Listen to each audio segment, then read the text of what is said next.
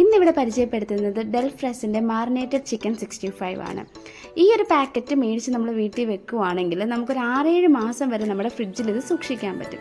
പെട്ടെന്ന് ഗസ്റ്റ് ആരെങ്കിലും നമ്മുടെ വീട്ടിലേക്ക് വരുവാണെങ്കിൽ നമ്മൾ ടെൻഷൻ അടിക്കേണ്ട കാര്യമേ ഇല്ല. ഇതെടുത്ത് ഫ്രൈ ചെയ്ത് നമുക്ക് എളുപ്പമെന്ന് ഒരു ഡിഷായിട്ട് നമുക്ക് കൊടുക്കാൻ പറ്റും. നല്ല നീറ്റായിട്ടുള്ള പാക്കിങ്ങാണ് ഇവരുടേത്. ഇതുപോലെ ഇങ്ങനെ മസാലയൊക്കെ പെരണ്ട് നല്ല കാണുമ്പോൾ തന്നെ നല്ല ഗ്രേവിയൊക്കെ മിക്സ് ആയിട്ടായിരിക്കുന്നത്. ഇത് ശരിക്കും വളരെ സിമ്പിളാണ്.